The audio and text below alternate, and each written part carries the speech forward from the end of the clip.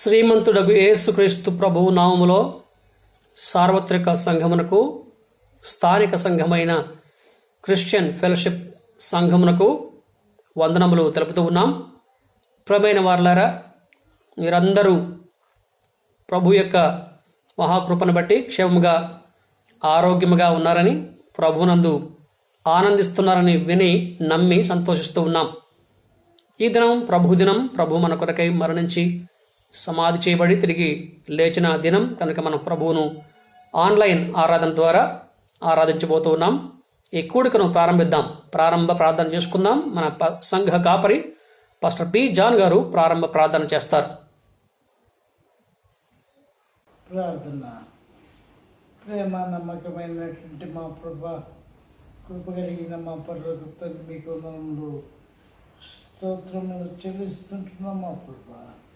ఈ కార్యక్రమం అంతటిని కూడా మా ప్రభు మీరే మా ప్రభు మీ అధిపతిలో కొనసాగించి నడిపించి సాధించండి.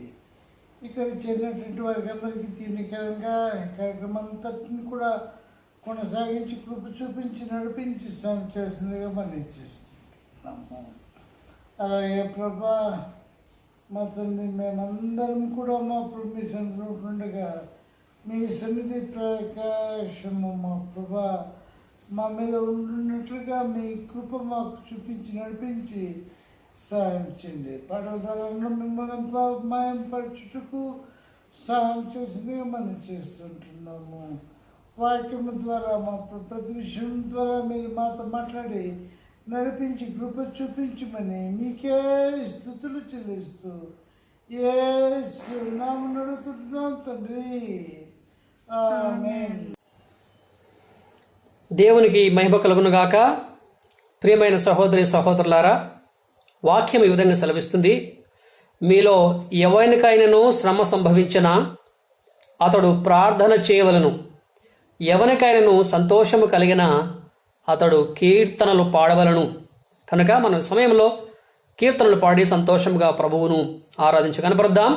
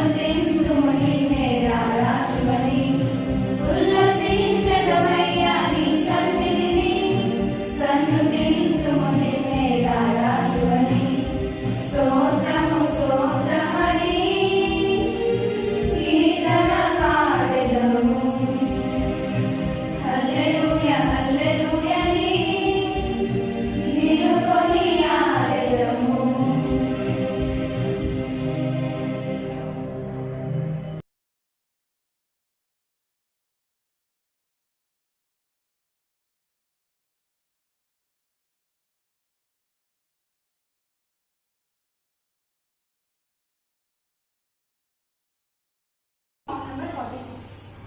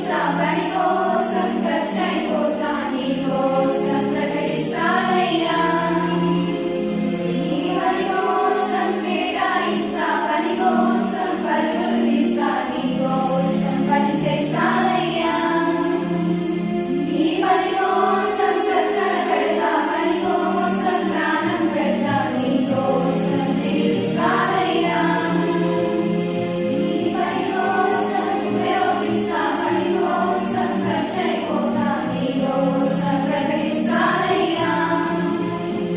నీ పని కోసం కేటాయిస్తా, పని కోసం పరుగులు తీస్తా, నీకోసం పనిచేస్తానయ్యా. నీ పని కోసం పక్కన పెడతా, పని కోసం ప్రాణం పెడతా, నీకోసం జీవిస్తానయ్యా. ఇదే పాడనా స్తోత్ర గీతం. హల్లెలూయా హల్లెలూయా హల్లెలూయా హల్లెలూయా హల్లెలూయా. శృతి చేసినే పాడనా స్తోత్ర గీతం. దానియేలును సింహపు బోనులు కాపాడినది నీవే కదా. జల ప్రళయములో నోవాను కాచిన బలవంతుడవు నీవే కదా, నీవే కదా, నీవే కదా, నీవే కదా. హల్లెలూయా హల్లెలూయా హల్లెలూయా హల్లెలూయా హల్లెలూయా. శృతి చేసినే పాడనా స్తోత్ర గీతం. సమరియ స్త్రీని కరుణతో బ్రోచిన సచ్చరితుడవు నీవే కదా. పాపుల కొరకై ప్రాణమునిచ్చిన కరుణామయుడవు నీవే కదా, నీవే కదా, నీవే కదా, నీవే కదా. హల్లెలూయా హల్లెలూయా హల్లెలూయా హల్లెలూయా హల్లెలూయా. శృతి చేసినే పాడనా స్తోత్ర గీతం.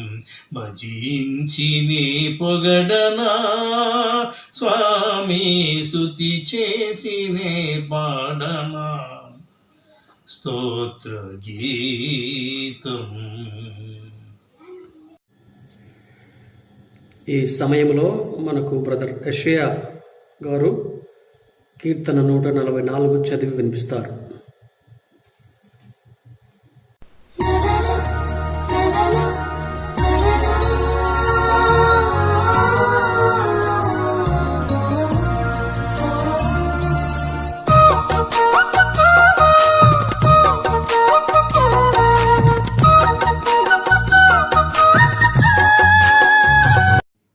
నూట 44వ దావీదు కీర్తన చదువుకుందాం.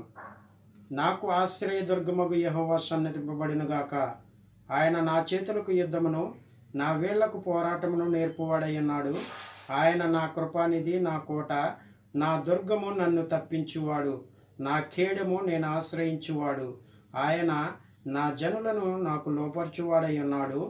యెహోవా, నీవు నరులను లక్ష్యపెట్టుటకు వారు ఏపాటివారు? నీవు వారిని ఎన్నిక చేయుటకు మనుష్యులు ఏపాటివారు? నరులు వట్టి ఊపిరిని పోలి ఉన్నారు, వారి దినములు దాటిపోవు నీడవలెనున్నవి. యెహోవా, నీ ఆకాశమును వంచి దిగిరమ్ము, పర్వతములు పొగరాజునట్లు నీవు వాటిని ముట్టుము. మెరుపులు మెరిపించి వారిని చెదరగొట్టుము, నీ బాణములు వేసి వారిని ఓడగొట్టుము.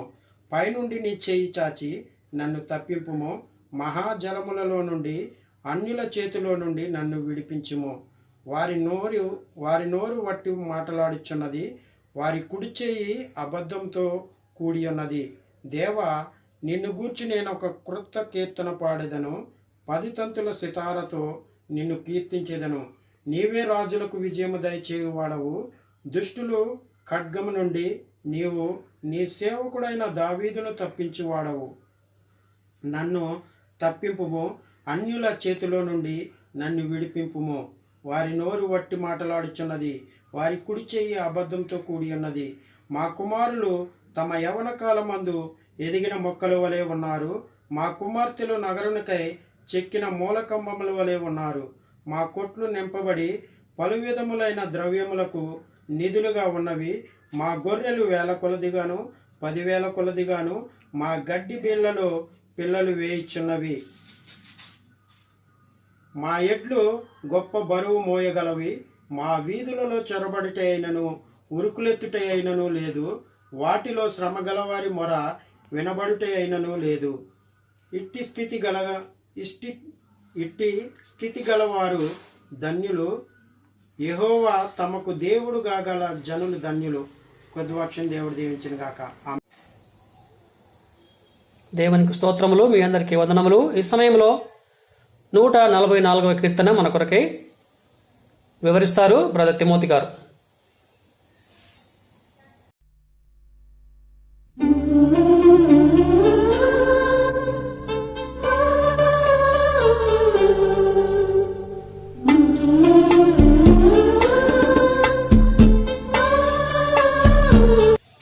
ఈరోజు మన ఆరాధనకి అనుకూలంగా మరి దేవుడే ఇచ్చిన ఈ వాక్యాన్ని బట్టి దేవాదేవునికి మరొకసారి వందనాలు తెలియజేసుకుంటున్నాను.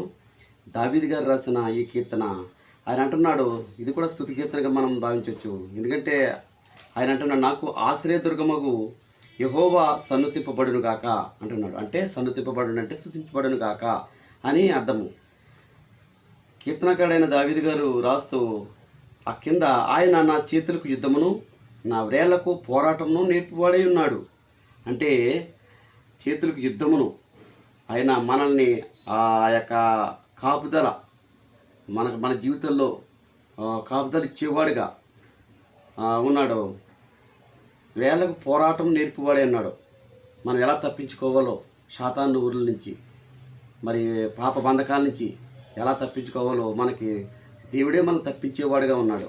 మన అంటున్నాడు 2వ వాక్యం మనం చూసినట్లయితే, ఆయన నాకు కృపానిధి, నా కోట, నా దుర్గము, నన్ను తప్పించువాడు, నా కేడుము, నేను ఆశ్రయించువాడు, ఆయన నా బలమును, ఆయన నా జనులు నాకు లోపరిచేవాడే ఉన్నాడు అంటున్నాడు దేవుడు.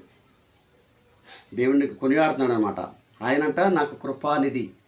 మనం ధననిధి గురించి చూస్తాం, లేదా ఆయనకు గుప్తనిధి గురించి చూస్తాం, కానీ కృపానిధి అని చెప్తున్నాడు. అవును, దేవుడు మనకు తోడే ఉంటే, ఆయన కృప మనకు ఉంటే చాలండి. మనకి ఏమున్నా లేకపోయినా దేవుని కృప మనకు ఉన్నదనుకోండి, హ్యాపీగా, మరి దేవుడు కృప ఉంటే మనం సమృద్ధిగా సమాధానంగా జీవించగలుగుతాం. ఎంతోన్నా దేవుని కృప మనకు లేకపోతే సమాధానం అనేది మనకు ఉండదు. అందుకనే అన్నాడు దావీదు గారు అంటున్నారు, ఆయన నాకు కృపానిధి, నా కోట,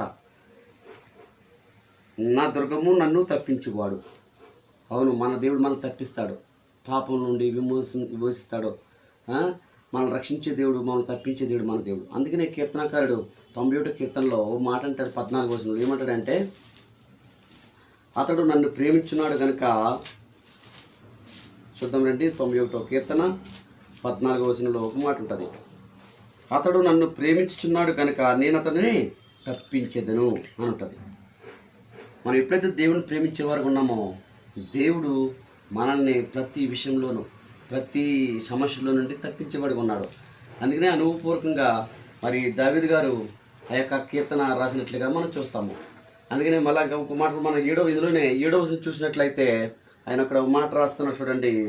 అదేమన్నాడంటే, పైనుండి నీ చేసాసి నన్ను తప్పించుము, మహాజలములలో నుండి, అన్యుల చేతుల నుండి నన్ను విడిపింపుము అంటున్నాడు.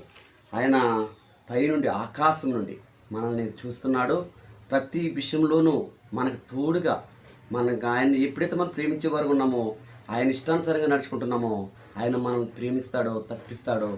అందుకనే దావీదు తన జీవితంలో మరి దేవుని యొక్క అద్భుతాలు చూశాడు, దేవుని యొక్క కృపను పొందుకున్నాడు. అవును, దేవుని కృప ఉంటే చాలు మనం బ్రతకగలుగుతాం. అందుకనే కొత్త నిబంధనలో అపోస్తలుడైన పౌలు గారికి యేసుక్రీస్తు ప్రభు అనే అనేక సార్లు తనకున్న ముళ్ళు గురించి, తనకున్న ఒక సమస్య గురించి మాట్లాడుతున్నప్పుడు, అనేక సార్లు ప్రార్థించినప్పుడు అపోస్తలుడైన పౌలు గారితో యేసుక్రీస్తు ప్రభు అన్న మాట ఏంటి తెలుసా? అయ్యా, నా కృప నీకు చాలు. నీకున్న సమస్య ఏదైనా కావచ్చు, నా కృప నీకుంటే చాలు అని అంటారు. నిజము, యేసుక్రీస్తు ప్రభు మన కృప మనకుంటే మనం జీవితాల్లో ఎటువంటి సమస్యలను ఎదుర్కోగలుగుతాం, ఎటువంటి ఇబ్బందుల నుంచైనా మనం గట్టెగలుగుతాం.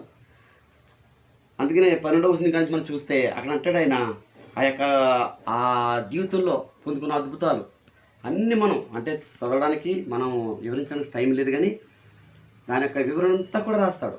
మా యొక్క కుమారులు ఇలాగ ఉంటారు, మా కుమార్తెలు ఇలాగ ఉంటారు, మా కుటుంలో నిండబండి అని చెప్పేసి మరి దానికి ఆయన అనుభవించిన అనుభవం అంతా కూడా దావీదు గారు రాసినట్లుగా మనం చూస్తున్నాం. మరి చివరిగా ఒక వచనం చూసి నేను ముగించడానికి ఇష్టపడుతున్నాను.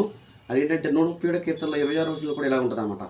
ఆకాశమందుండు దేవునికి కృతజ్ఞతాస్తుతులు చెల్లించుడి, ఆయన కృప నిరంతరముండును. ఏమంట? ఆకాశమందుండు దేవునికి కృతజ్ఞతాస్తుతులు చెల్లించుడి, ఆయన కృప నిరంతరముండును. మనల్ని కష్టకాలంలోని అనేక ఇబ్బందులు, ఇరుకుల్లో, ఇలాంటి క్రైసిస్లో కూడా ఇక్కడ ఎంతో భయంకరమైన పరిస్థితులు ఈ లోకం ఉన్నప్పటికీ మనల్ని దేవుడు తన కృప చేత ఆవరించి మనల్ని ఎంతో సమృద్ధిగా సమాధానంగా ఉంచినందుకు ఆయన మనం ఏం చేయాలి తెలుసా? స్తుతించే వరకు ఉండాలి. మనం ఆయనకి స్తుతులే మన నుంచి కోరేది, బలుడు కోరే దేవుడు కాదు మన దేవుడు. మరొకసారి మనం గుర్తు చేస్తున్నాడు. మరి ఆ యొక్క కీర్తనకారుడు ఆయన స్తుతిస్తే మన స్థితి మారుతుంది అనమాట. ఆయన ఇప్పుడు కూడా ఆయన కృప అంట ఈ విధంగా ఉంటుందంట. ఆయన కృప నిరంతరం ఉంటుందంట. ఆకాశం నుండి దేవునికి కృతజ్ఞతలు ప్రతి విషయంలోనూ, అన్ని విషయాల్లో కూడా కృతజ్ఞతాస్తుతులు చెల్లించే వరకు ఉండాలి. అందుకనే మనం కీర్తనలో గ్రంథంలో మాట చూస్తాము. 50వ కీర్తన చివరి వచనంలో స్తుతియాగం అర్పించేవాడు నన్ను మహిమపరుచున్నాడు.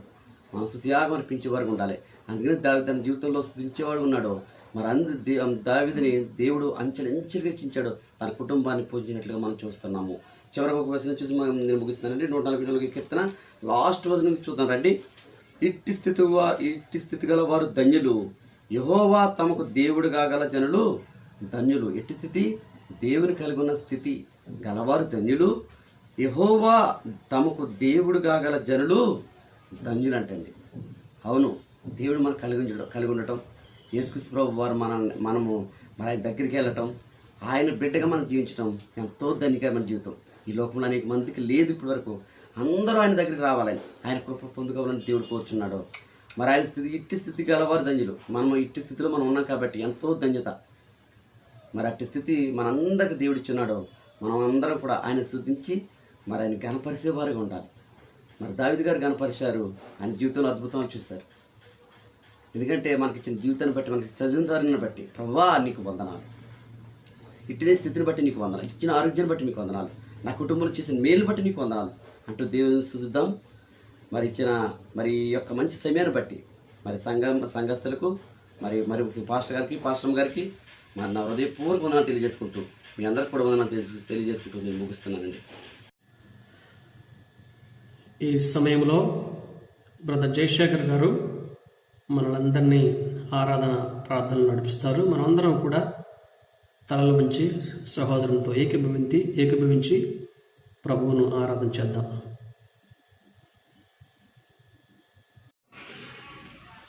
సర్వోన్నతుడా, సర్వాధికారి, సర్వం సృష్టించిన దయగల రాజా, నీకు వందనాలు యేసయ్యా. మహోన్నతుడు, మహోగణుడు తండ్రినైనా నీకు వందనాలు తండ్రినైనా. ఈ దయకాల సమయన తండ్రినైనా ఆన్లైన్ ద్వారా నేను ఆరాధించడానికి నువ్వు ఇచ్చిన ఈ గొప్ప తరుణం బట్టి వందనాలు స్తోత్రాలు చెల్లించినాను. ఇటువంటి ధన్యత నాకు కూడా కలగజేసినందుకు వందనాలు స్తోత్రాలయ్యా.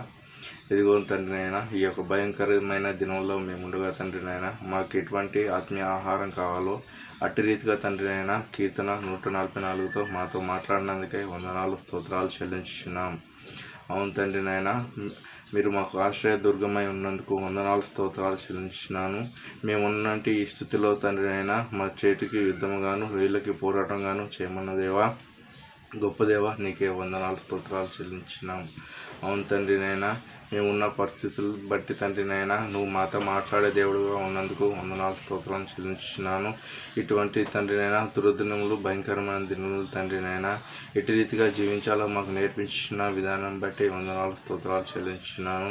నీ యొక్క రాకడ సమీపం ఉందని తండ్రినైనా ఈ వాక్యం బట్టి మాకు తెలియజేసిన విధానంకై వందనాలు తండ్రినైనా. నీ బిడ్డలను తండ్రినైనా నువ్వు ఆకాశం నుంచి చేతులు చాపి నీ రెక్కల కింద భద్రపరుచున్నందుకే వందనాలు తండ్రినైనా.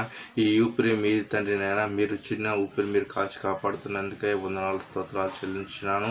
ఇటు రీతిగా తండ్రినైనా ప్రతి ఒక్కరూ తండ్రినైనా నీ నామమును ఎరిగి తండ్రినైనా నీ నుండి తొలగిపోకుండా నీ బిడ్డలుగా జీవించే ఒక తరుణం దయచేస్తున్నందుకు నాకు ఇచ్చిన ఈ ధన్యతను బట్టి వందనాలు స్తోత్రాలు చెల్లించు రాబోతున్న మా రక్షకుడైన యేసు ఉన్నత నామములో అడిగి బతిమాలు వేడుకుంటున్నాను తండ్రి. ఆమేన్.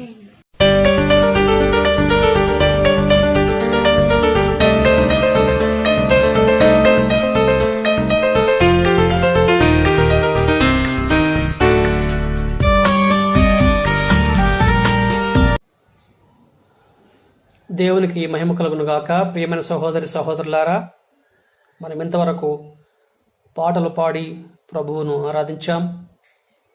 కీర్తన చదివి ప్రభువును మనం సత్యముతో ఆత్మతో ఆరాధించాం. ఈ సమయంలో మనము ప్రభు బలను గూర్చి క్లుప్తంగా కొన్ని మాటలు విని ఆ తర్వాత మనం బల్ల కార్యక్రమంలో ముందుకు కొనసాగుదాం. బల్ల కొరకై మనకు సహాయకరంగా ఉండలాగున మరి సమూయేలు మొదటి గ్రంథం 22వ అధ్యాయంలో కొన్ని మాటలు చదువుకుందాం. సమూయేలు మొదటి గ్రంథం 22వ అధ్యాయము 18 నుండి చదువుతున్నాను. రాజు దోయేగుతో, నీవు యాజకుల మీద పడుమని చెప్పాను. అప్పుడు ఎదోమీయుడైన దోయగు యాజకుల మీద పడి ఏఫోదు ధరించుకొనిన 85 ఆ దినమున హతము చేసెను. మరియు అతడు యాజకుల పట్టణమైన నోబు కాపురస్తులను కత్తివాత హతము చేసెను. మగవారినేమి ఆడువారినేమి, బాలురనేమి, పసిపిల్లలనేమి, ఎడ్లనేమి, గార్ధబొమ్మలనేమి, గొర్రెలనేమి అన్నింటినీ కత్తివాత హతము చేసెను. అయితే అహీటూబు కుమారుడైన అహీమెలకు కుమారులలో అబ్యాతారు అనునొకడు తప్పించుకొని పారిపోయి దావీదు వద్దకు వచ్చి, సౌలు యెహోవా యాజకులను సంపించిన సంగతి దావీదునకు తెలియజేయగా, దావీదు ఆ దినమున ఎదోమీయుడైన దోయగు అక్కడ నున్నందున వాడు సౌలునకు నిశ్చయముగా సంగతి తెలుపునని నేను అనుకొంటిని. నీ తండ్రి ఇంటి వారికందరికీ మరణము రప్పించుటకు నేను కారకుడనైతిని కదా, నీవు భయపడక నా యుద్ధ ఉండుము. గమనించండి 23వ వచనమండి. నా యొద్ద నీవు భద్రముగా నుందువు, నా ప్రాణము తీయచూచువాడును, నీ ప్రాణమును తీయచూచువాడును ఒకడే అని అబ్యాతారుతో చెప్పను. ప్రియమైన సహోదరి సహోదరులారా, చదవబడ్డ వాక్య భాగంలో ఉన్నటువంటి వృత్తాంతము ఏంటంటే, దావీదు రాజు శత్రు దేశం నుండి, ఆకీషు రాజు నుండి తరమబడి తప్పించుకొని తన స్వదేశం ఇశ్రాయేలునకు వచ్చాడు. అక్కడికి వస్తే అక్కడ కూడా శత్రుబాధ తప్పలేదు. సౌలు రాజు ఆయన్ని తరమడం ప్రారంభించాడు. అయితే తరమపడగా దావీదు రాజు వెళ్ళి అదుల్లాము గుహలో తలదాచుకున్నాడు. అయితే అదుల్లాము గుహలో ఉన్నప్పుడు అహీమెలకు అను ఈ యాజకుడు తనకు దయచూపాడని, సహాయం చేశాడని దోయగు అనే వ్యక్తి సౌలుకు సమాచారం ఇచ్చాడు. సౌలు ఆ విషయాన్ని వినవాడి ఉగ్రుడై కోపించి మహారౌద్రముతో ఒక ఆజ్ఞ జారీ చేశాడు. అహీమెలకును సంహరించండి, తర్వాత 85 మంది యాజకులను వధించండి అని ఆజ్ఞాపించాడు. కాబట్టి అక్కడ అహీమెలకు సంబంధి అబ్యాతారు తప్పించుకొని దావీదు వద్దకు వచ్చాడు. విషయమంతా దావీదుతో చెప్పినప్పుడు దావీదు రాజు ఈ మాట అన్నాడు, అబ్యాతారు, నీవు భయపడక నా యుద్ధ ఉండుము, నా యుద్ధ నీవు భద్రముగా ఉందువు, నా ప్రాణము తీయ చూచువాడును, నీ ప్రాణము తీయ చూచువాడును ఒకడే అని అబ్యాతారుతో చెప్పెను. కనుక ఈ సమయంలో దావీదును యేసు క్రీస్తు ప్రభువుకు ముంగుర్తుగా చూస్తున్నాం. అబ్యాతారును నీకు నాకు ముంగుర్తుగా చూస్తున్నాం. కనుక మరి మనము కూడా శత్రుభారణ పడినప్పుడు, శత్రువు లోకము, పాపము, సాతాను మనల్ని వెంటాడి వస్తున్నప్పుడు, మన ప్రాణము తీయజూచున్నప్పుడు యేసుక్రీస్తు ప్రభువు మన శరణాగతుడయ్యాడు. మనం శరణని కోరినప్పుడు ఆయన మనకు సహాయం చేశాడు. నా ప్రాణానికి నీ ప్రాణానికి నా ప్రాణం అన్నాడు. నీ ప్రాణమే నా ప్రాణం అని యేసుక్రీస్తు ప్రభువు నీకు బదులుగా మరణించాడు, నాకు బదులుగా మరణించాడు. మన యొక్క అర్హత, యోగ్యత అవేవి చూడలేదు యేసయ్య. మన యొక్క దీన స్థితిని, మన ఘోర స్థితిని గ్రహించాడు. ఎంత నరకపాత్రులంగా ఉన్నామో, ఎంత ఘోర స్థితిలో ఉన్నామో ఆ ద్వేషాగ్నిని తీసివేశాడు, శత్రుత్వాన్ని పడగొట్టాడు. నీ పట్ల నా పట్ల కనికరం చూపించాడు. ఆయనే నీ కొరకై పస్కా బలిపశువుగా నీ స్థానంలో, నా స్థానంలో బలి అయ్యాడు, మరణించాడు. అనేక అవమానములు, హింసలు పొందాడు. కనుక ప్రియమైన సహోదర సహోదరులారా, ఈ సమయంలో ప్రభువు అంటున్నాడు నీతో నాతో, నీవు భయపడవద్దు, నా యొద్ద నీవు సురక్షితంగా భద్రంగా ఉంటావు. నా ప్రాణము తీయజూచువాడు, నీ ప్రాణం తీయజూచువాడు ఒకటే. అంటే నా ప్రాణానికి, నీ ప్రాణానికి నా ప్రాణం అంటున్నాడు యేసయ్య కదా. ప్రాణప్రదంగా యేసు ప్రభువు ప్రేమించాడు నిన్ను నన్ను. జీవాధిపతి అయిన వాడు చనిపోయాడు, సమాధి చేయబడ్డాడు, తిరిగి లేచాడు. నీ కొరకై నా కొరకై రాజుగా వస్తున్నాడు. కనుక ఆయన మరణము, శ్రమలు, సమాధి, పునరుత్థానము, రెండవ రాకడ జ్ఞాపకం చేసుకుంటూ మనం ఈ సమయంలో ప్రభు బలను ఆచరిద్దాం. ప్రభు యొక్క మరణాన్ని జ్ఞాపకం చేసుకొని మనము బలలో పాల్గొందాం.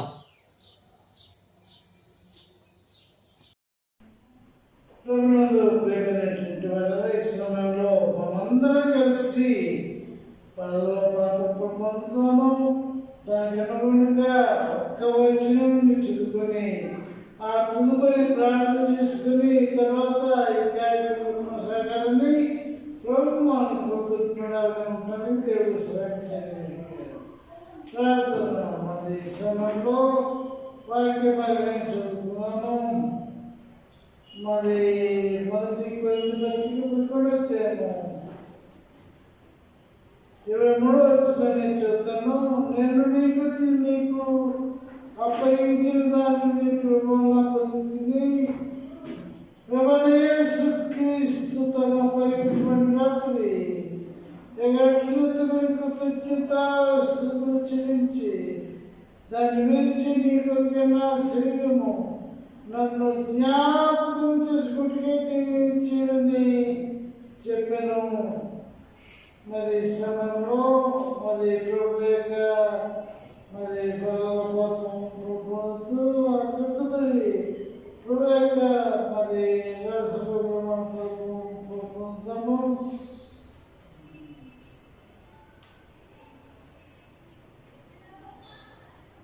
ఈ సమయంలో మనందరం కూడా మరి రొట్టెల పాటు పొందాలని మనందరం కూడా కోరుతున్నాం.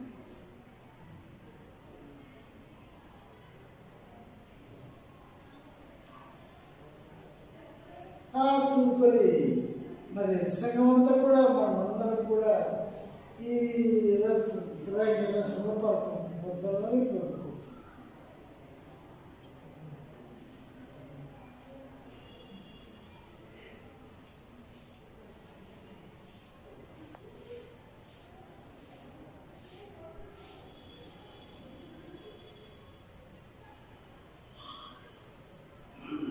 ప్రార్థన చేస్తున్నాం. ప్రేమ నమ్మకమైన మా ప్రభుత్వ తండ్రి మీకు వందనములు, స్తోత్రములు చెల్లిస్తుంటున్నాం. మా తండ్రి శ్రమంలో మీ పనిలో పాల్గొనడానికి మీ కృప అనుగ్రహించినందుకే మా ప్రభావ మీకు వందనములు, స్తోత్రములు. మా ప్రభావ మీరు మా కొరకే రొట్టెను ద్రాక్షరసంగా మా తండ్రి మీరెత్తని ద్రాక్షరసంగా మార్చి మా కొరకు ఇవ్వనటువంటి ఈ రక్తంలో, ఈ శరీరంలో పాల్గొనడం నుంచి మీకు పాల్గొని నడిపించినందుకే మీకే వందనములు, స్తోత్రములు చెల్లిస్తూ యేసు నామమున అడుగుతున్నాం తండ్రి. ఆమేన్. ప్రభువునందు ప్రియమైన వారులారా, సంఘ ప్రకటనలు గమనించండి. ఆంజనేయులు గారి రెండవ కుమార్తె సిస్టర్ మణి కోసం ప్రార్థించండి.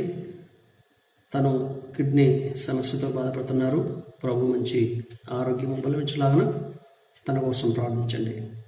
సిస్టర్ మాధవి వెంకటలక్ష్మి గారి మేనకోడలు, తన కొరకు ప్రార్థించండి. తనకు దేవుడు మంచి మెరుగైన ఆరోగ్యాన్ని ఇవ్వాలని ప్రార్థించమని మనం చేస్తున్నాం.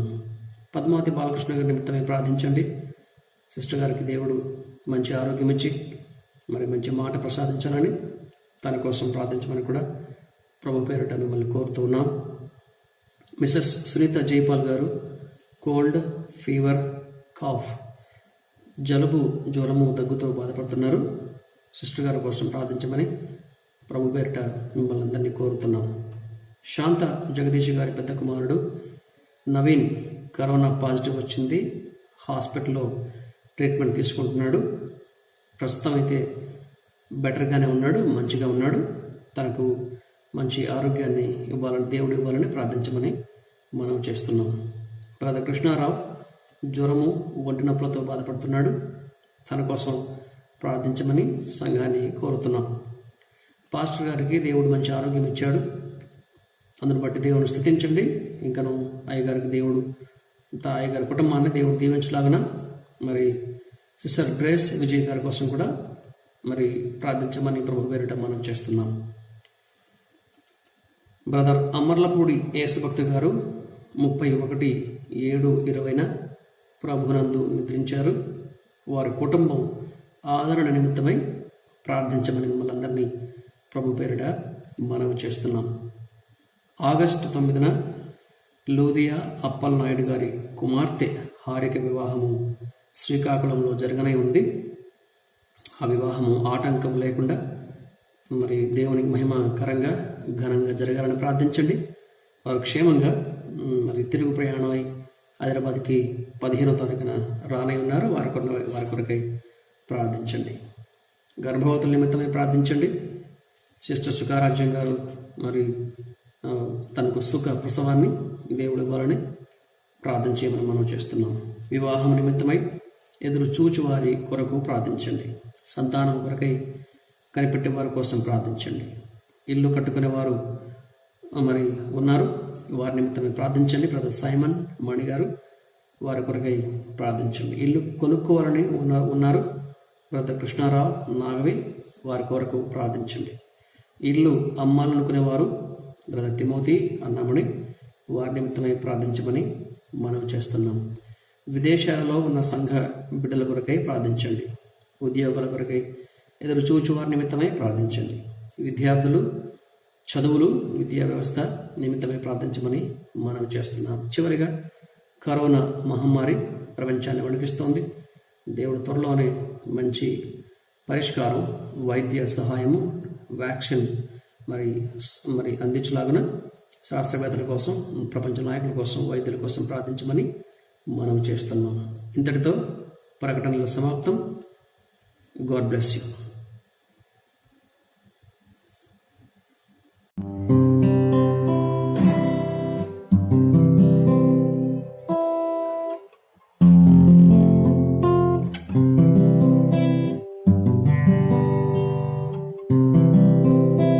ప్రభునందు ప్రియమైన వారలారా, మనము వాక్యాన్ని వినకమునుపు ఒక పాట విందాం. ఆధారం నీవేనయ్యా, ఆధారం నీవేనయ్యా, కాలం మారిన, కష్టాలు తీరిన, కారణం నీవేనయ్యా అని పాట పాడు. ఆధారం నీవేనయ్యా, ఆధారం నీవేనయ్యా, కాలం మారినా, కష్టాలు తీరినా, కారణం నీవేనయ్యా యేసయ్యా, కారణం నీవేనయ్యా, ఆధారం నీవేనయ్యా, ఆధారం నీవేనయ్యా, కాలం మారినా, కష్టాలు తీరినా, కారణం నీవేనయ్యా యేసయ్యా, కారణం నీవేనయ్యా.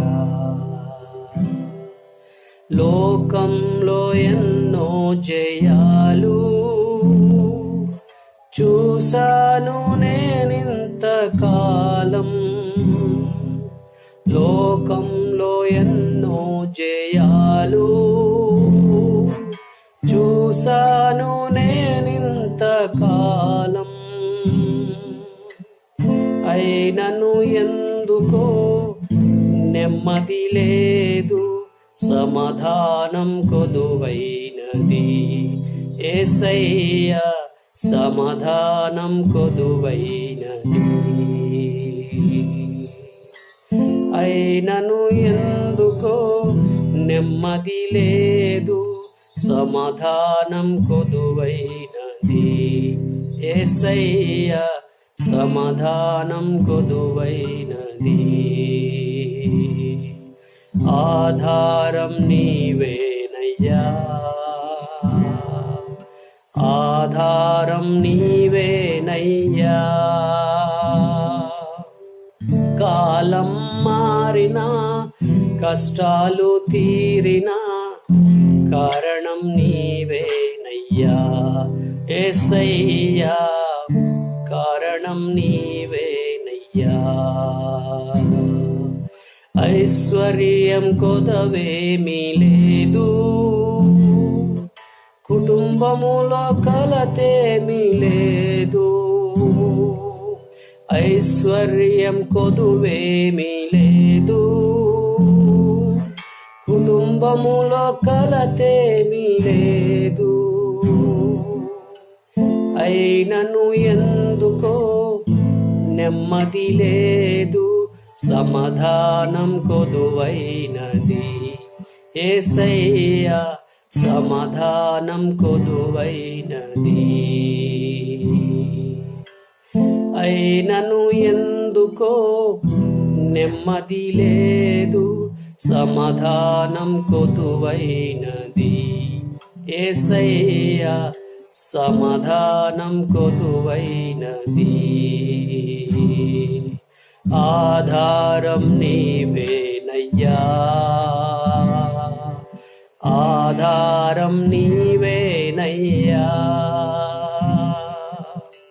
కాలం మారినా కష్టాలు తీరినా కారణం నీవేనయ్యా యేసయ్యా, కారణం నీవేనయ్యా.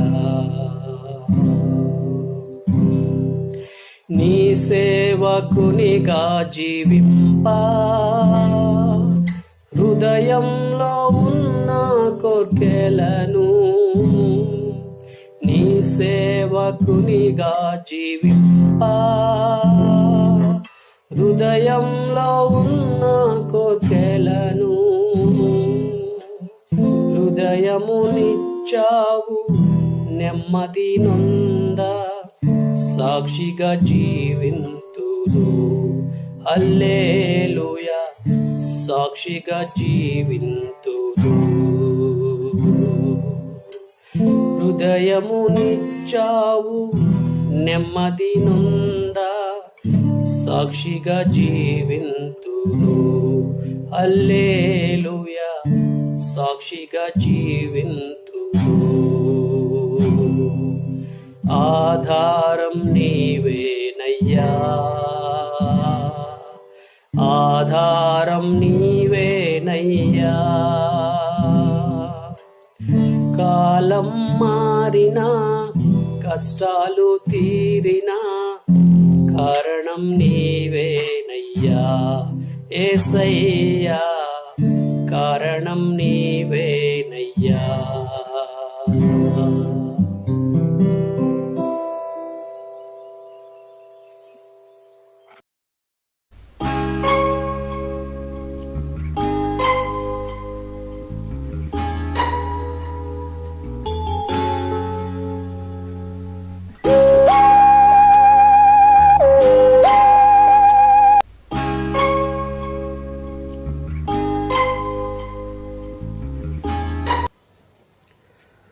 దేవునికి మహిమ కలుగునుగాక. మీ అందరికీ వందనములు. ఈ సమయంలో మనము వాక్య ధ్యానం చేద్దాం. అపోస్తలుడైన పౌలు హెబ్రీయులకు రాసిన పత్రిక 1వ అధ్యాయము 1 నుండి 4 వరకు చదువుకుందాం. పూర్వకాలమందు నానా సమయములలోనూ నానా విధములుగాను ప్రవక్తల ద్వారా మన పితరులతో మాటలాడిన దేవుడు ఈ దినముల అంతమందు కుమారుని ద్వారా మనతో మాటలాడెను. ఆయన ఆ కుమారుని సమస్తమునకు వారసునిగా నియమించెను. ఆయన ద్వారా ప్రపంచములను నిర్మించెను. ఆయన దేవుని మహిమ యొక్క తేజస్సును, ఆయన తత్వం యొక్క మూర్తిమంతమునై ఉండి తన మహత్తుగల మాట చేత సమస్తమును నిర్వహించుచు పాపముల విషయములో శుద్ధీకరణము తానే చేసి దేవదూతల కంటే ఎంత శ్రేష్టమైన నామము పొందెనో వారికంటే అంత శ్రేష్ఠుడై ఉన్నత లోకమందు మహామహుడగు దేవుని కృపార్శ్వమున కూర్చుండెను. హెబ్రీ పత్రికలో మనము కొన్ని విషయాల్ని అధ్యయనం చేద్దాం. ఒకసారి ఇంగ్లాండ్ దేశంలో ఉన్నటువంటి లీడ్స్ అనేటువంటి ప్రాంతానికి చెందిన వ్యక్తి తన యొక్క వినికిడిని పరీక్షించుకునే నిమిత్తమై ఒక వైద్యుని దర్శించాడు. ఆ వైద్యుని దగ్గరికి వెళ్ళగానే వైద్యుడు ఒక చెవిపై ఉన్నటువంటి ఆ వినికిడి యంత్రాన్ని తీసివేశాడు. తీసివేయగానే ఆ వ్యక్తికి వినికిడి సాధారణంగా వినిపించడం ప్రారంభించింది. అప్పుడు ఆ వ్యక్తి ఏం గ్రహించాడంటే వినపడకుండా ఉన్న చెవిపై ఆ యంత్రం పెట్టుకోకుండా వినపడే చెవిపై ఆ యొక్క వినికిడి యంత్రాన్ని పెట్టుకున్న కారణం చేత వినికిడి లేకుండా 20 ఏళ్లుగా గడిపాడట కదా. కనుక మనం కూడా చాలాసార్లు అలాగే ఉంటాం. వాక్యం ఈ విధంగా సెలవిస్తుంది, చెవులు గలవాడు వినుగాక. మనం దేవుని స్వరము వినాలంటే మనకు భౌతిక చెవులు కావాలి, దానికి స్పందించే హృదయం కూడా కావాలి. దేవుని వాక్యం హెబ్రీ పత్రికలో ఈ విధంగా సెలవిస్తుంది. 3వ అధ్యాయము 7 నుండి 8 వరకు. నేడు మీరాయన శబ్దము వినిన ఎడల మీ హృదయములను కఠినపరచుకొనకుడి. కనుక ఈ రోజున హెబ్రీ పత్రికలోని విషయాలు మనం కొద్దిగా చదువుకుందాం, అధ్యయనం చేద్దాం. సాధారణంగా హెబ్రీ పత్రిక చదవాలంటే మనకు కష్టం అనిపిస్తుంది, కాస్త మరి అర్థం కానట్టుగా కూడా మనకు ఉంటాయి చాలా విషయాలు.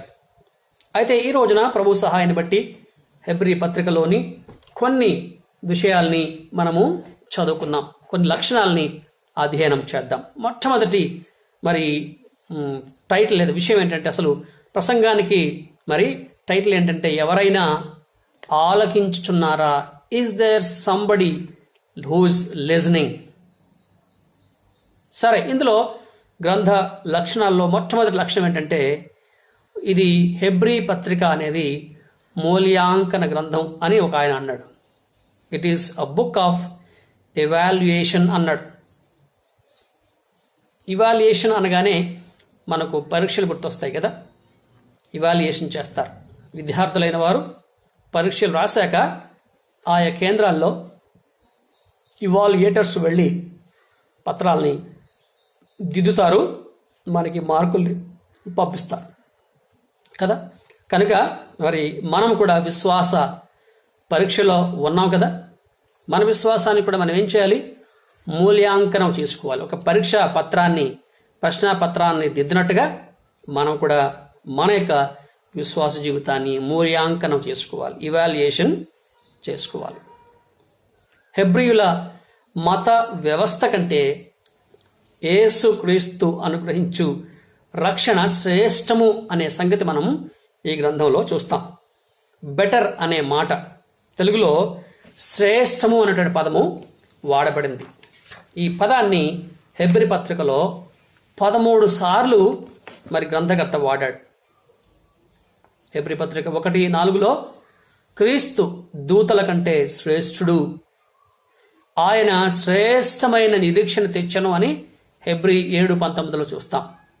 ఆయన శ్రేష్టమైన నిబంధనకు మధ్యవర్తి గనుక ఆ శ్రేష్టమైన నిబంధన మరి ఎక్కువైన శ్రేష్టమైన వాగ్దానముల మీద స్థాపింపబడెను 8:6లో. కనుక హెబ్రీ పత్రికలో వాడబడ్డ మొదటి పదం శ్రేష్టము రెండవ పదం చూద్దాం, సంపూర్ణ సిద్ధి. ఒకటేమో బెటర్ అనే మాట అంటే శ్రేష్టము, రెండవ మాట సంపూర్ణ సిద్ధి అంటే పర్ఫెక్షన్. ఈ మాట కూడా మరి 14 సార్లు గ్రీకు భాషలో వాడబడినట్టుగా పండితులు చెబుతున్నారు. పరిపూర్ణత అంటే అర్థం ఏంటంటే దేవుని ఎదుట పరిపూర్ణ స్థానము అని అర్థం. అక్కడ లేవీయుల ద్వారా, లేవి యాజకత్వము ద్వారా, ధర్మశాస్త్రము ద్వారా, ఎడతెగక ఏటేటా అర్పించు బలుల ద్వారా అలనాటి యూదులకు బలులు అర్పించే వారికి సంపూర్ణ సిద్ధి ఎన్నటికీ కలుగలేదు. Perfection could never be accomplished by all those things. కానీ యేసుక్రీస్తు పాపము విషయమై ఒక్కమారు తనను తాను అర్పించుకొని తన ఒక్క అర్పణము చేత పరిశుద్ధ పరచబడువారిని సదాకాలమునకు సంపూర్ణులుగా చేసి ఉన్నాడు. క్రొత్త నిబంధన కృపాపరిచర్య, పాత నిబంధన ధర్మశాస్త్రము, ఈ రెండిటి యొక్క విరుద్ధతను, రెండిటి యొక్క పోలికను హెబ్రీ పత్రిక గ్రంథకర్త మనకు సెలవిచ్చాడు. హెబ్రీ పత్రికలో వాడబడ్డ మూడవ పదము ఏమిటంటే నిత్యమైనది అనేటువంటి పదము. ఇది కూడా ఈ గ్రంథంలో ప్రాముఖ్యమైనది. హెబ్రీ 5:9 క్రీస్తు నిత్యరక్షణకు కారకుడు. హెబ్రీ 9:11 ఆయన తన మరణము ద్వారా నిత్య విమోచన సంపాదించెను. ఆయన విశ్వాసులకు నిత్యమైన స్వాస్థ్యము అనుగ్రహించును. హెబ్రీ 9:5 ఆయన సింహాసనము నిరంతరము నిలుచున్నది. హెబ్రీ 1:8 ఆయన నిరంతర యాజకుడు. హెబ్రీ 5:6 యేసుక్రీస్తు నిన్న నేడు ఒక్కటే రీతిగా ఉన్నాడు, అవును యుగ యుగములకును ఒక్కటే రీతిగా ఉండును. హెబ్రీ 13:8. కనుక హెబ్రీ పత్రికలో మరి మొదటి విషయం మనం ఏం చూసామంటే ఈ గ్రంథము మూల్యాంకన గ్రంథం అనుకున్నాం. మన విశ్వాసమును పరీక్షించి సరిదిద్దుకోవలసిన గ్రంథం. It is a book of evaluation. ఈ గ్రంథంలో వాడబడ్డ 3 ముఖ్య పదాలని చూసాం. ఒకటేమో శ్రేష్టము అనే పదం చూసాం, రెండవది మరి సంపూర్ణ సిద్ధి అని చూసాం, మూడవది నిత్యము అనే పదాన్ని చూసాం. ఈ 3 పదాలని మనము కలిపి ఒక భావముగా అర్థం చేసుకుంటే యేసుక్రీస్తు క్రైస్తవ్యము అనుగ్రహించవి ఏవైతే ఉన్నావో అవన్నీ శ్రేష్టంగా ఉంటాయి. యేసుక్రీస్తు అందరికంటే అన్నిటికంటే మిన్నయైన వాడు, శ్రేష్టమైన వాడు. రెండవ మాట నిత్యము. ఆయన అనుగ్రహించే ఆశీర్వాదాలు, ఆయన ఇచ్చే దీవెనలు నిత్యమైనవిగా ఉంటాయి. ఇహలోక సంబంధమైన దీవెనలు కొంతకాలం మట్టుకే ఉంటాయి, కాల పరిమితి కలిగి ఉంటాయి, స్థల పరిధి కలిగి ఉంటాయి. కానీ కాలానికి స్థలానికి అతీతమైనటువంటి పర సంబంధమైన దీవెనలు, ఆధ్యాత్మిక దీవెనలు, నిత్యము నిలిచే దీవెన యేసు ప్రభు మనకి ఇస్తాడు. మూడవది మనకు దేవుని ఎదుట స్థానము పరిపూర్ణంగా లేదు. మనం ఎప్పుడు దోషులముగా ఆయన ఎదుట నిలవబడవలసిన వారమే, పాపము చేసిన వారముగా, శిక్షను నిత్యం అనుభవించవలసిన వారంగా ఉన్నాం. కానీ క్రీస్తును బట్టి మనకు దేవుని ఎదుట పరిపూర్ణ స్థితి, పరిపూర్ణ స్థానం మనకు లభించింది. ఒకటేమో యేసు మనకు శ్రేష్టమైన వాడుగా దొరికాడు, రెండవది ఆయన నిత్యమైన దీవెనలో ఇచ్చాడు, మూడవది దేవుని ఎదుట నీకు నాకు పరిపూర్ణ స్థానాన్ని యేసయ్య అనుగ్రహించాడు. కనుక మోషే ధర్మశాస్త్రము కింద ఉన్న వ్యవస్థ, పాత ప్రాచీన ధర్మం ఏదైతే ఉందో అది అసంపూర్ణము, తాత్కాలికమని మనము నేర్చుకోవచ్చు. తర్వాత మనం మరొక సంగతి కూడా ఆలోచన చేద్దాం. కనుక విశ్వాసమైనటువంటి మనము యేసుక్రీస్తు అనుగ్రహించు వాటిని మనము ఏం చేయాలంటే ఇవాల్యుయేషన్ చేసుకోవాలి, పరీక్షించుకోవాలి. మన విశ్వాస పత్రాన్ని మనము సరిదిద్దుకోవాలి ప్రభు సహాయం ద్వారా. ఇంకొక మాట మనం చూద్దాం. ఈ గ్రంథకర్త తన చదువరులను ఇవన్నీ చేయండి, ఇలా ఉండండి, ఇవాల్యుయేట్ చేసుకోండి అని ఎందుకు కోరుతున్నాడు అంటే, అలనాటి యూదా మతస్థులు యేసుక్రీస్తు ప్రభువును నమ్ముకుని క్రైస్తవులుగా మారారు, ప్రభువును నమ్మారు. అయితే వారికి మరి పాత మతము నుండి వాళ్ళకి ఎన్నెన్నో శోధనలు, కష్టాలు, శ్రమలు వస్తున్నాయి. ఈ గ్రంథం వ్రాసిన సమయానికి దేవాలయము ఇంకా నిలిచి ఉంది, యాజకులు బలులు అర్పిస్తున్నారు, కర్మకాండలు, వారి మత ఆచారములు అన్నీ కొనసాగుతూ ఉన్నాయి. కనుక మరి ఆ పాత ప్రాచీన మతస్థులు ప్రభునందు విశ్వసించినటువంటి యూదుల్ని, క్రైస్తవులైన యూదుల్ని హింసిస్తున్నారు.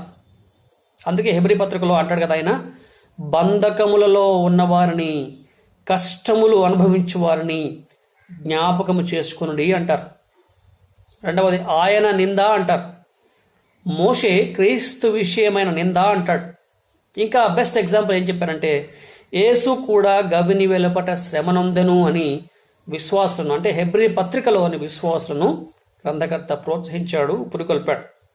కనుక వీరు కూడా నిజ విశ్వాసులే, యథార్థముగా ప్రభువును నమ్మిన వారే. కానీ వారి విశ్వాసమును బట్టి, ప్రభువును నమ్ముకున్న కారణం చేత వారికి ఎన్నో హింసలు కలిగాయి. హింసలు కలిగినప్పుడు, శోధన కష్టాలు కలిగినప్పుడు వారు తమ విశ్వాసాన్ని విడిచిపెట్టకుండా మరి ముందు కొనసాగమని చూస్తున్నారు. అయితే వారి హింసల మధ్యలో కూడా వారు మంచి పని చేస్తున్నారట. ఏంటంటే పరిశుద్ధులకు ఉపచారం చేస్తున్నారట. హింసింపబడుచున్నను హింసింపబడు వారికి వారు పరిచర్య, ఉపచారం చేస్తున్నారట. Ministered to the needs of others who have suffered. కనుక ఆయన అంటున్నాడు, హింసింపబడుతున్నారు కదా, మీరు నానా విధమైనటువంటి అన్య బోధల చేత ఆకర్షింపబడకండి, దుర్బోధుల వైపు వెళ్ళకండి అని కూడా ఆయన చెప్పాడు. కనుక వారి మొదటి నాయకులు మరణించారు. వారికి వాక్యాన్ని బోధించిన వారు, సత్యాన్ని బోధించిన వారు మరణించారు. కనుక వారు వాక్యాన్ని, సత్యాన్ని, సువార్తను మరిచే ప్రమాదములో ఉన్నారు. హెబ్రీ గ్రంథములోని విశ్వాసులు వారొక విచారకరమైన స్థితిలో ఉన్నారు. ఆధ్యాత్మికముగా మరుగుజ్జులై ఎదుగుదల లేకుండా ఉన్నారు. వెనుకబడిన ప్రమాద స్థితిలో వారు ఉన్నారు. మూల పాఠములు ఇంకా నేర్చుకుంటూనే ఉన్నారు. పాలు త్రాగే స్థితిలోనే ఉన్నారు. బలమైన ఆహారం తినే శక్తి వారికి లేదు. నీతి వాక్యముల విషయముల వారికి అనుభవం లేదు. మేలు కీడు వివేచించేటువంటి జ్ఞానం కూడా వారికి లేదు. తర్వాత కొందరు సమాజముగా కూడుకొనుట మానుకున్నారని కూడా గ్రంథకర్త వాపోతున్నాడు. They have forsaken the regular worship services. మనకు ఉన్నటువంటి కష్టకాల పరిస్థితులను బట్టి మనకు నేరుగా సంఘము ద్వారా మనకు ఆరాధన జరగట్లేదు, ఆన్లైన్ జరుగుతూ ఉన్నాయి కదా. ఆన్లైన్ సర్వీస్ చూశారండి అంటే చాలామంది జవాబు చూడలేదు, వీలు కాలేదంటున్నారు కదా. ఆధ్యాత్మిక జీవితంలో అభివృద్ధి లేకుండా పోయి క్రైస్తవ జీవితంలో నీవు ముందుకు కొనసాగట్లేదు అంటే అర్థం ఏంటంటే నీవు ఆధ్యాత్మికంగా దిగజారిపోతున్నావు. కానీ క్రైస్తవ జీవితంలో ఐడిల్ పొజిషన్ అనేది లేదు. వెళ్తే ముందుకైనా వెళ్ళాలి, లేదంటే నీవు మరి దిగజారిపోతున్నట్టుగా మనం చూస్తున్నాం. పాత మతానికి ఎందుకు వెళ్తావు? పాత మతం అంటే ధర్మశాస్త్రం కింద ఉన్నటువంటి ఆధిక్యతల కంటే క్రీస్తులో నీకు ఎన్నో ఆధిక్యతలు ఉన్నాయి, ఎన్నో గొప్ప ఆధిక్యతలు నీకు ఉన్నాయి. కనుక యేసుక్రీస్తు ప్రభువు శ్రేష్ఠుడు. యేసుక్రీస్తు ప్రభువును చేరు, యేసుక్రీస్తు ప్రభువును కోరు అని ఈ గ్రంథకర్త మనం జ్ఞాపకం చేస్తున్నాడు. రెండవదిగా ఈ గ్రంథాన్ని ఏమన్నారంటే ఇది హెచ్చరిక గ్రంథం అన్నారు. It is a book of exhortation. మొదటిగా మనం ఏం గమనించాం? ఇది మూల్యాంకన గ్రంథం అనుకున్నాం. It is a book of evaluation అనుకున్నాం కదా. ఇప్పుడు ఇది హెచ్చరిక గ్రంథం. ఈ హెబ్రీ పత్రిక గ్రంథకర్త ఈ పత్రికను హెచ్చరిక మాట అని పిలిచాడు. హెబ్రీ 13:22లో గ్రీకు భాషలో ఈ పదాన్ని హెచ్చరిక అనే పదం ఉంది కదా, ఈ పదానికి ప్రోత్సాహము అనే అర్థం వచ్చే విధంగా కూడా, ఆదరణ అనేటువంటి అర్థం వచ్చే విధంగా కూడా ఇందులో ఆ పదాన్ని వాడినారు. అయితే ఈ పత్రికలోని పదాలని ఏదో విశ్వాసాన్ని భయపెట్టడానికి రాయలేదు. మరి ఎందుకు రాశారు అంటే వారిని ప్రోత్సహించే నిమిత్తము రాశారు. మనము ఒకరినొకడు ప్రతిదినము బుద్ధి చెప్పుకొనుటకు ప్రోత్సహించుటకు ఆజ్ఞాపింపబడి ఉన్నాం. హెబ్రీ పత్రిక 3:13లో మనం గమనిస్తాం. ఎన్ఐవి బైబిల్ ఏముందంటే ఎన్కరేజ్ వన్ అనదర్ డైలీ అని ఉంది. కనుక మనం యేసుక్రీస్తునందు బలమైన ధైర్యము కలిగి ఉన్నాం. హెబ్రీలకు 6:18 strong encouragement in Jesus Christ. ఈ పత్రికలో హెబ్రీ పత్రికలో 5 హెచ్చరికలు ఉన్నాయి.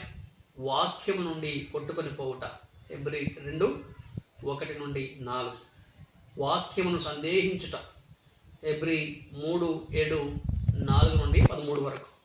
వాక్యము పట్ల మందగింపు, శ్రద్ధ లేకపోవుట హెబ్రీ పత్రిక 5వ అధ్యాయము 11-6 వరకు. వాక్యమును నిరాకరించుట హెబ్రీ 10:26-39 వరకు. వాక్యమును ధిక్కరించుట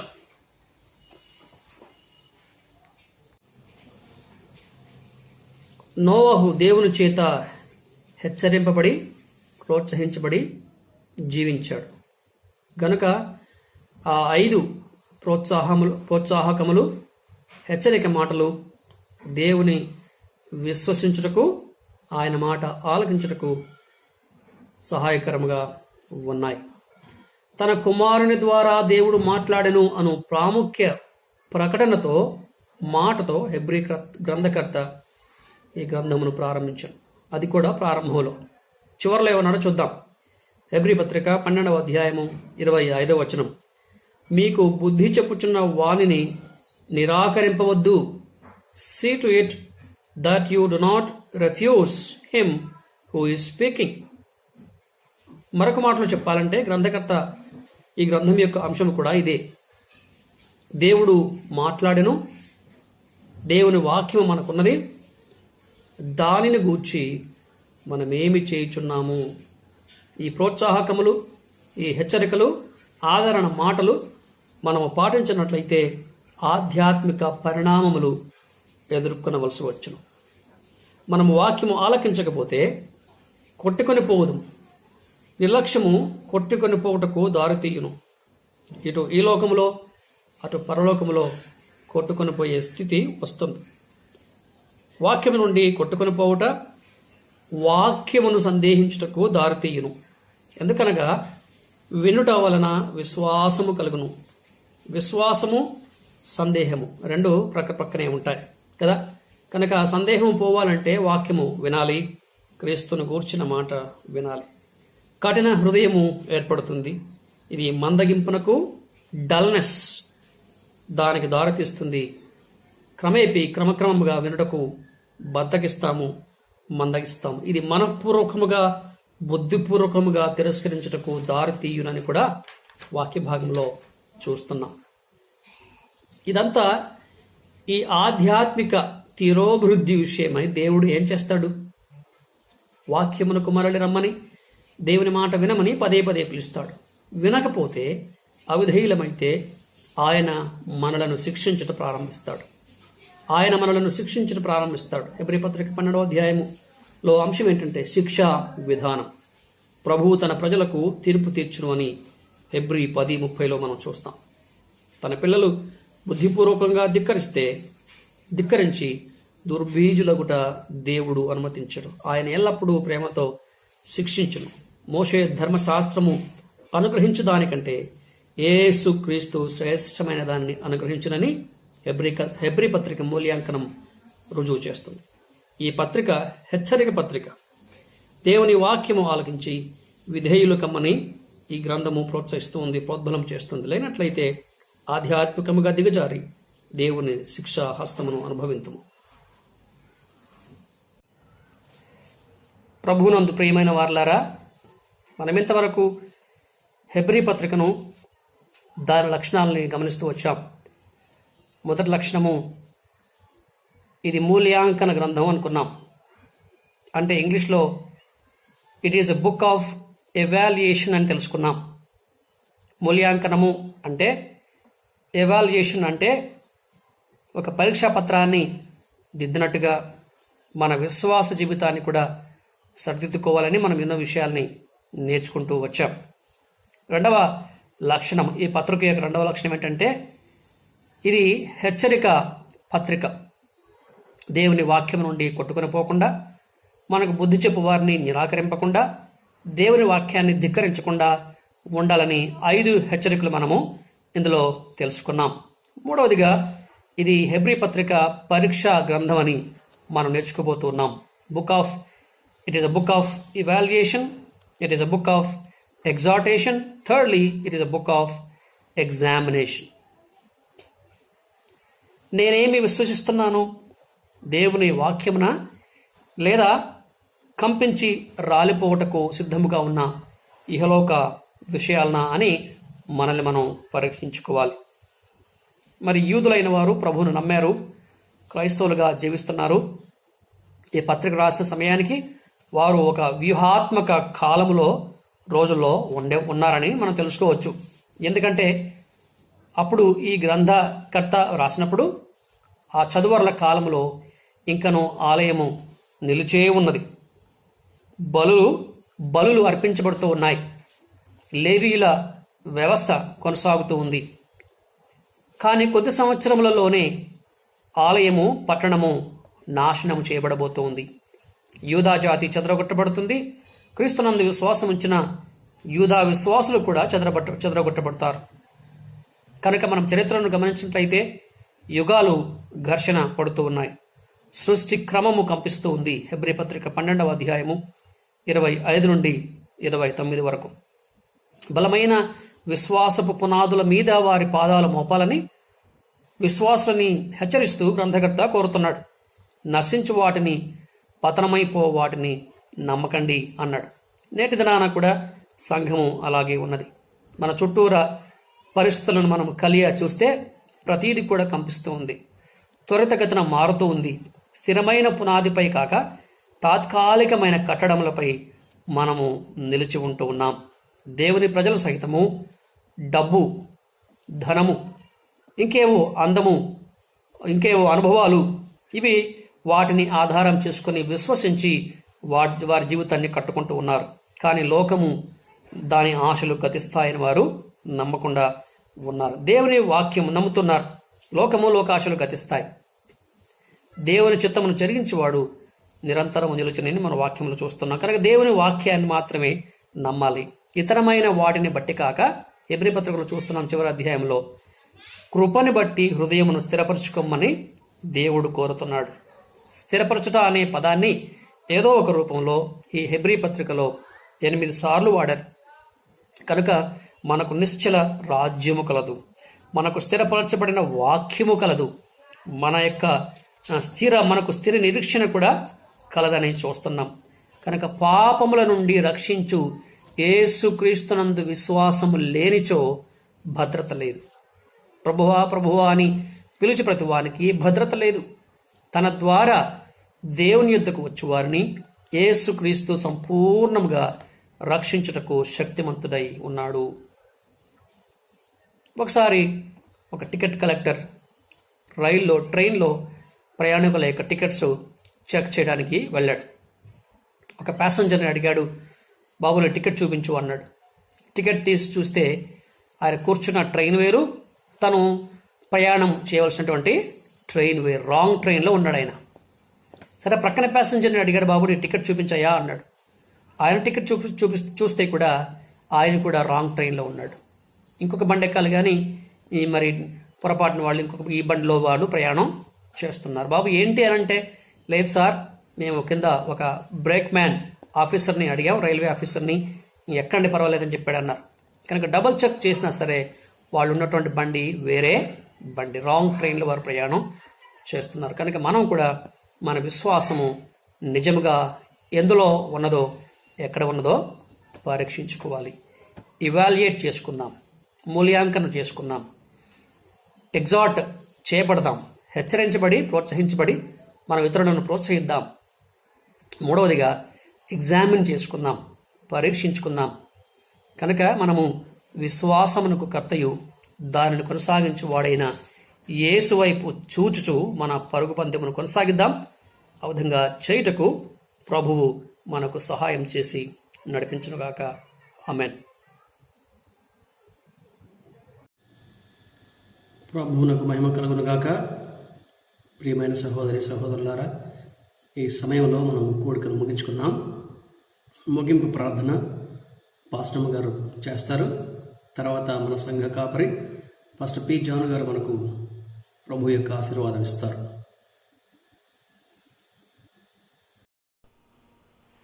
ప్రార్థన. మమ్మల్ని అతిమికలుగా ప్రేమించిన మా పర్లకు తండ్రి, కృపగలైనా మీకు వందనములు స్తుతులు స్తోత్రం చెల్లించుకుంటున్నాను. నిన్న నేడు ఏకరీతిగా ఉన్న దేవాన్ని వందనములు స్తోత్రములు, సజీవుడు అయిన దేవాన్ని వందనములు స్తుతులు స్తోత్రం చెల్లించుకుంటున్నాను. రాజులకు రాజు, ప్రభువులకు ప్రభు అయిన దేవ, మా రక్షణకర్త అయిన దేవాన్ని వందనములు స్తోత్రములు. మరి దినమున తండ్రి, ఆదివారం తండ్రి, మేమందరము సంఘముగా కూడి ప్రభా నీ సన్నిధిలో కూడలేనప్పటికీ ఆన్లైన్ ద్వారా తండ్రి మేమందరము తండ్రి కూడి ప్రభా సంఘముగా మిమ్మల్ని కనపరచుటకు, స్తుతించుటకు, నీ నామాన్ని హెచ్చించుటకు అనుగ్రహించిన సజీవ దండం బట్టి వందనములు స్తోత్రం చెల్లించుకుంటున్నాను తండ్రి.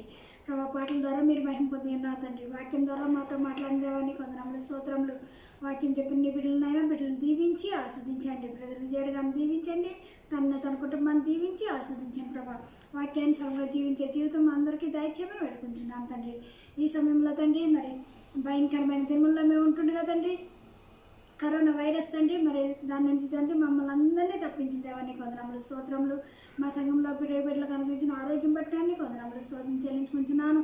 ఈ సమయం తండ్రి ముఖ్యంగా ప్రభా మరి సన్ని నవీన్ జాన్సన్ కొరకు తండ్రి మీ పాసందానికి వస్తున్నాను ప్రభా.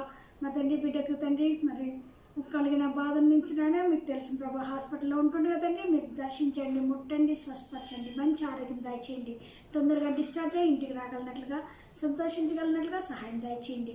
అలాగే ప్రభా కృష్ణారావు గారికి కూడా ప్రభా కొంచెం జలుబు ఉంటుంది కదండి, బిడ్డను కూడా నైనా మీరు ఆదరించండి, ముట్టండి, స్వస్థపరచండి, మంచి ఆరోగ్యం దయచేయండి.